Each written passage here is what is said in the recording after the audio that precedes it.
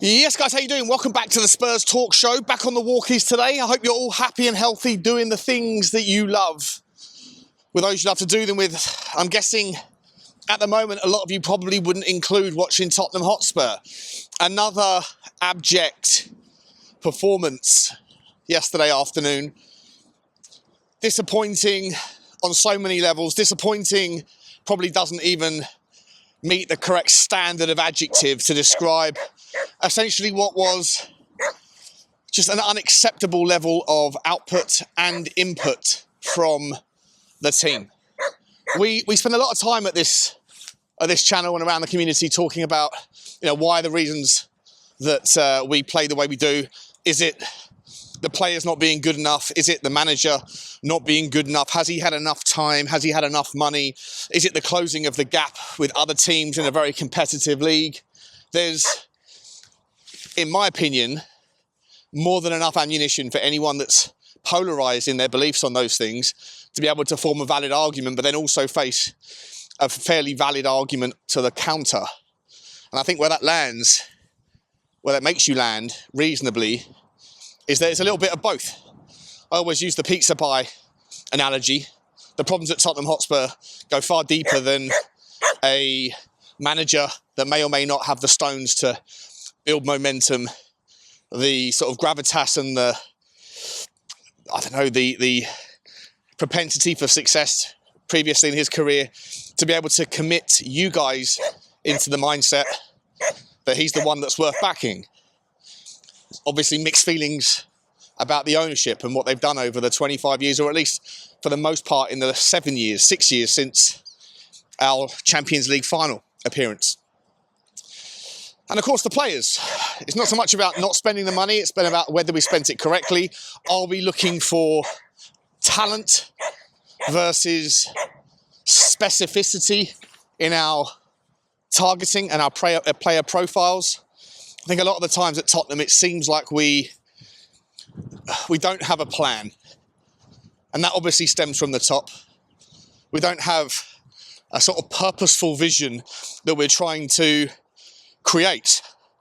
It seems like we move from managerial pillar to post in terms of strategy, in terms of technician, in terms of style of football, and when one runs out their clock, the next guy comes in. It doesn't look like there has often been a lot of thought process in the continuity of what we're trying to achieve. And the same with players. If we can't get one player, we'll dance to the next and to the next and to the next. And the targeting that we seem to move to is more around, are these players of high skill? Are they talented? Or do they have the potential to be talented without a clear purpose or plan to whether they will fit into our system? It's more just can we get him? He looks like he will be a good player in the future, or he looks like he already is a good player. Can we get him? Let's try. Whereas you look at other teams, and I think this is probably a little bit easier to achieve if you are teams that are slightly lower down the pecking order in terms of always having the recognised reality in which they live in, which is they will sell players when they appear to be, superior to the team that they're playing for the right money, and then they'll go and reinvest that money into the next guy. But a lot of these teams that we look at with kind of fond eyes, a fond mindset, and think like this, that's the way they do it. They use data like Brentford and Brighton, for example, and Bournemouth more recently. They have a model where they're not just looking for the next bit of talent that's coming through. They're looking for a specific type of player. Someone like a Belieber, for example, is a good example. I think is a good example. Brighton went and found Caicedo. They sold him for extortionate money, and they had already identified the next cab off the rank that could fill the same model, the same mode for the way that they play. And I think that Tottenham don't do that. Tottenham will sell a player and then we'll just look for the next player. And maybe it's more difficult to do it when you have the expectations that the fans around Tottenham Hotspur do, that we need to be buying the best, no more unknown names. And we've been that team that, for the most part, has been perennially knocking on the door, that Fort Knox door of the also-rans. We were the overachievers of the rest, but didn't quite break through enough, not regularly enough. But in more recent years, we seem to have dipped.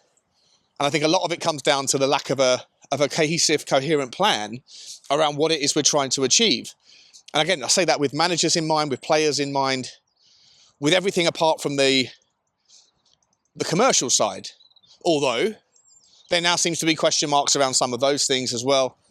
As I say, with the audits that's taking place with the new version of ENIC looking into the old version of our ownership, even though they were under the same umbrella, to make sure that they knew exactly what was going on under Daniel Levy's tenure. Why is it that we don't have a stadium naming rights deal? Why is it that when there was opportunities for investment that they always fell over at the final hurdle?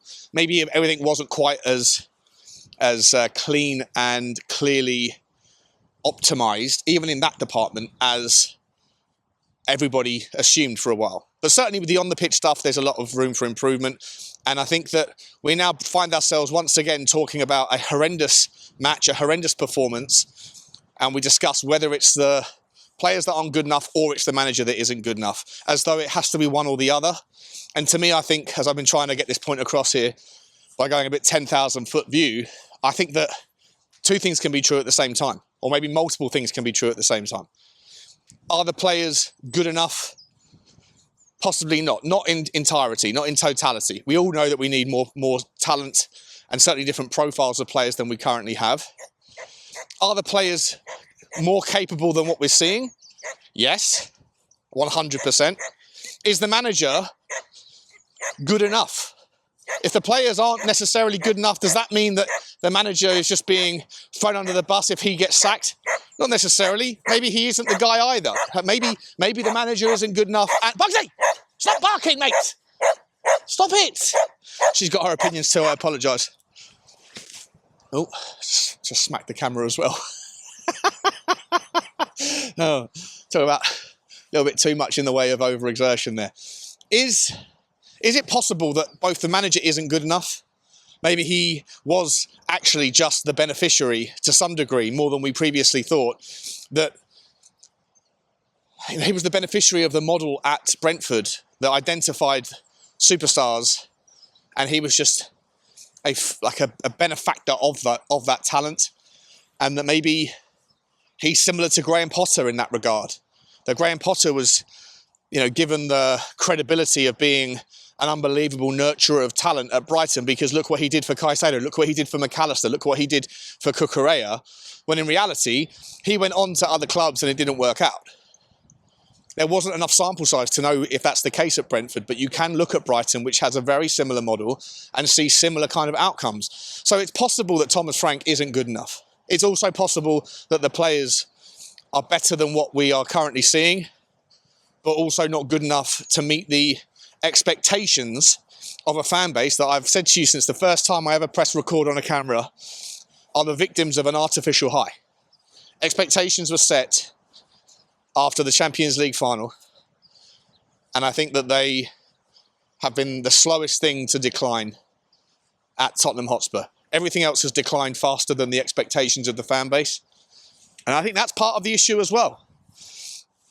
And so it leads me to this kind of conclusion, this uncomfortable feeling about what do we do? Where do we go from here? Because we're in this sticky no man's land, and it's almost the point of no return as well, whereby you're about 3 weeks away from a January window that's going to open, and where Tottenham absolutely have to do something. We have to. The owners keep saying that they're going to throw money at it. We're going to see if, maybe just throwing a lot of money at some decent players can really help us out. But does that get to the root of the problem, or is it papering over more of the cracks? It also means that if you were to pull the trigger and fire Thomas Frank now, I'm not sure where you go. Who would like to come into Tottenham Hotspur with the environment being quite as bad as it is? Would the players want to come? Yesterday, I don't know if you've seen this, but Jed Spence walked off the pitch and again disrespected Thomas Frank. He clearly doesn't rate Thomas Frank. Pedro Porro, again, arguing with his teammates on the pitch to some degree. Whether that was noteworthy or just having a disagreement about what was going on during the game, I feel like Pedro Porro feels like he's being thrown under the bus by some of his, by some of the sort of the lack of support he gets defensively. he himself admits that he's not a defender, but he's being asked to play as a defensive role, that is being targeted entirely by every single team in every single game for the entirety of the 90 minutes. But then when players do go over to support him, then that inevitably leaves holes in the pitch on the edge of the D, which is where most teams can feed the ball back into and have unbelievable joy. Once again yesterday, the third goal, an unbelievable goal, but scored from an area that should have been better protected than it was. So you have players that are unhappy with each other, players that are unhappy with the manager. You have a manager that's saying, you can sack me, but nothing's going to change at the club unless you give people time to fix it. It's not a quick fix here. And all of that stuff might be true, by the way. And if you do sack him, and you do bring in a manager that has a better level of gravitas, even if you can find one that wants to come, that is currently out of work, or you can find one that wants to come that's not going to cost the amount of compensation that's going to essentially derail our January plans anyway, then is things going to change immediately? Well, no, not unless you also bring in some superstar talent, of which, again, same question, who would want to come, looking at from the outside into an environment of toxicity where the fan base isn't happy with the team and the players for the most part, and whereby the players seem to be reacting in a variety of ways, as is the manager. Not for the first time, by the way. Successive managers seemingly spending more time talking about the fans than they are the football. And I think those people that make the argument that we're going to go round and round in circles and nothing's going to change until there's systemic change at the football club, like a factory reset, that may or may not need to include ownership, an entirely new ownership, and a clear out, which, again, at the same time, as I say that, we are going through. Vinay Venkatesham is currently employing more and more new directors and vice presidents of this and that. There seems to be a hell of a lot of change and uncertainty and disruption at the board level, which surely penetrates through to the players and the manager to some degree. Those things, they're not going to be entirely isolated from those sort of rumours and murmurings of discontent. So if you do change the manager and you bring in a Glasner or you bring in an Iriola, does anything change? Probably not meaningfully, not in the short term. Are they going to lose the faith of the fans after 15 games again? Possibly. Does it set a horrendous precedent when you have managers like Thomas Frank that said, if I can't get who I'd want, I'd rather wait for the next opportunity than just settle for someone that I don't really think is perfect? Which again, goes back to this idea of profiling. It's nice to hear, but for that to be able to manifest into reality, then you at least need to give the guy the chance to get to the next window. And if you don't, then what sort of precedent does that set? It tells the next guy, if I can't get what I want, I'll take what I can get because I might not make it to the next transfer window to be able to get who I want at the second attempt. But at the same time, your manager needs to be able to put forth some reason, some display of relevance and competence, and give people a purpose to believe and to buy in. And we haven't seen it with Thomas Frank. At times we saw it with Ange. And to this day, there's still people that are, that will die on the hill to defend that man because he made people believe to some degree. I'm not sure there's many people who actually would talk positively about Thomas Frank's time at Tottenham. There are just people that will defend him because they believe that the players are more of the problem than he is. And that's a weird position to be in when you don't really have true advocacy or true support from your fan base. What you have is half a fan base that want you gone, because they can't stand to see what they're seeing, and the other fan base that are saying that you should stay, not because you've done well, but because the problems that are obvious are not your fault entirely. It's a difficult spot to be in. So how do we get out of the cycle, guys? Well, I'll be entirely honest. I think, I was saying this on the phone earlier, I think that sometimes the cycle needs to finish by going back to the start. Almost like in a movie trilogy. You have the first movie and the sequel develops the storyline, and the trilogy concludes the storyline most often by invoking things from the start, by coming back to the start. And maybe that's the way that we break the cycle here, is to go back to the guy who created the imbalance in expectations versus reality. Mauricio Pochettino. Maybe people can't move on until we realised firsthand that in all likelihood, the second time is never as good as the first. You know, I lived in Australia, the happiest time in my life. And when I went back there, 3-4 years later, it wasn't quite as much fun. And I think I probably needed to experience that so that I could move on from the idea of regret of leaving. You know? And maybe, just maybe, and not to turn this into a philosophical waffle here, but maybe, just maybe, the way for Tottenham fans to finally reset their expectations and to finally sort of move past this cycle of repetitive mistakes is to go back to Pochettino. Let him come back. And if he has unfinished business, and I'm pretty sure he wants to come back after the World Cup, then maybe, just maybe, we can do what we never did the first time. Maybe, right? Dream world scenario. Long shot. But if not, it at least kind of puts that story to bed. And hopefully then we can finally all appreciate that maybe what Pochettino did the first time was more because of the circumstances in which we found ourselves then, and those circumstances are entirely different now.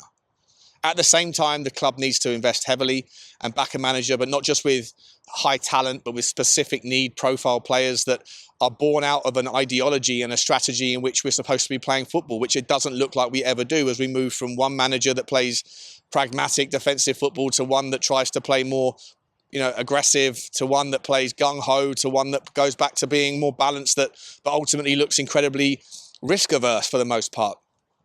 If you can't have a continuity in your philosophy and you can't have continuity in your management styles, then it's very difficult to be able to have continuity in your profiling of players, as let's not forget that most of the time, and certainly at Tottenham right now, the average tenure of a manager versus the average tenure of a player will always result in a player coming in and probably seeing 2, if not 3 managers during their first contract. And so you need to have continuity. You need to have a management philosophy, a directorship philosophy that all sings from the same hymn sheet. And I think that's the biggest missing piece at Tottenham Hotspur. Without that, the absence of it will always mean that we run from pillar to post and we always have square pegs for square holes. That's just a reality. And hopefully we can kind of incorporate all of those strategic implementations at some point soon, because I think otherwise we will always be chasing our tail. But I also think that probably the best way to move out of this cycle in terms of tangible things that the fans can see and experience, I would say, is probably to go back to Mauricio Pochettino.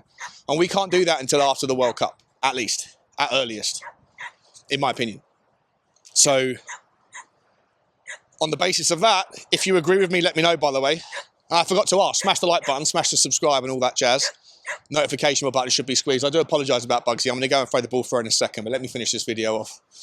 If you agree to some degree with what I'm saying, that the best way to close out this cycle is to finish the cycle, is to go back to where we started, and you can't do it until the summer, then do you stick with Thomas Frank and hope that we don't get drawn into some outside chance of a relegation battle and probably finish mid-table, which I think we'll win some, lose some, and have to tolerate the fact that for whatever reason we can't seem to even raise ourselves, rally the troops to put in some fight in certain games, but can in others, which is a weird, inconsistent theme to me that I personally believe those are the first signs of a lost dressing room, which is problematic.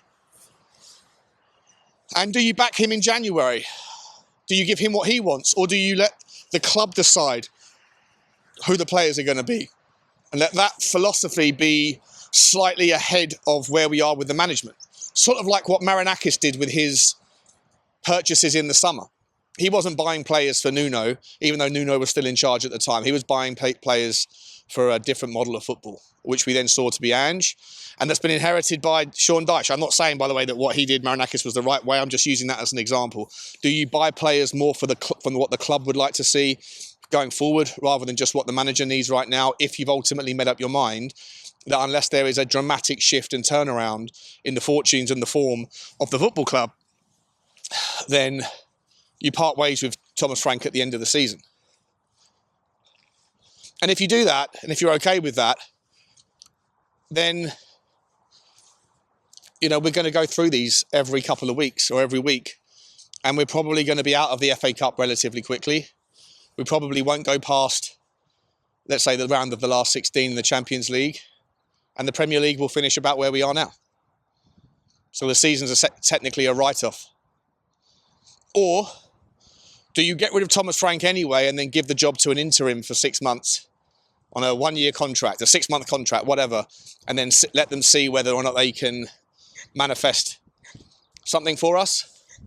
But again, make sure that the strategy around transfers in January is either loans, so there's no obligation in case you don't need these players because you decide to go a different way from Thomas Frank, or you, like I say, you go after players that the club sees as strategic profiling rather than manager specifics, because if we do pivot from Thomas Frank to a Pochettino in the summer, for example, then you would want to be able to give him enough money to be able to bring in the sorts of players that he would need.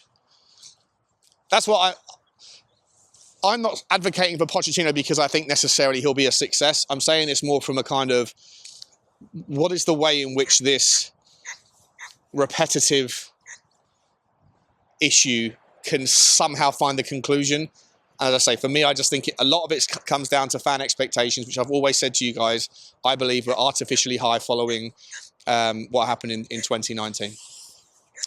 But when I look at things like what I'm seeing on the pitch at the moment, and I'm seeing a football team that doesn't have any desire, any fight, any will, any motivation. There's squabbles between the players. There's players that when they're substituted are throwing the toys out of the pram. And like I say, Jed Spence apparently is going to get spoken to again by Thomas Frank for the second time in a couple of weeks. Again, is that just a sign of petulance that it's player specific? Or is that a sign, one of the early signs of a lost dressing room? I've always said to you that lost dressing rooms don't have to be visible in the methods of like squabbles and fights and bust-ups. It can just be as simple as a team that doesn't really understand what they're supposed to be doing, a team that doesn't look interested and motivated, a team that's sort of down tools, or even one that looks lost and confused. And I started to get that impression towards the end of Ange Postecoglou's time, when we played Liverpool in the second leg of the Cup and Villa the week after. Some of the performances from then on were just so bad. And they rallied themselves for the Europa League, they did. But in the Premier League, it looked lost. And I feel like we're starting to see some similar things. Again, just to round off, it doesn't mean, me saying this about Thomas Frank doesn't mean that I think that the players are good enough. I think they are better than what they are showing. And you don't have to be a monster of a player to have a monster personality. Look at the FA Cup. How many times have we seen minnows smash Premier League teams because they've wanted it more, and yet there's not a single player on the lower league team that is fit to lace the boots of the Premier League team, or any player, but yet they win because they want it more.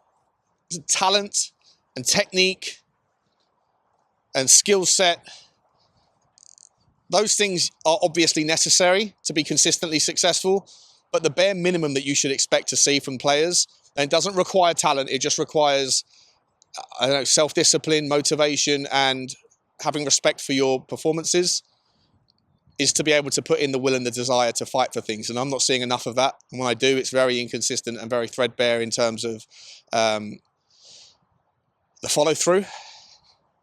And that to me is massively problematic, and I think that has to land at the feet of the manager. If the manager isn't responsible for motivating players, then what are they there for?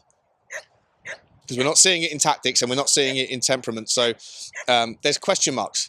I think for me the problem is that we're in a very sticky situation with regards to timing and how long we've got left in the season, how far through his first season he is, the fact that we're only a few weeks away from a transfer window, and I think that the ramifications of sacking him right now might put another nail in the coffin of being able to attract not just the best players in January, but also the best managers, or any managers that are an improvement on Thomas Frank.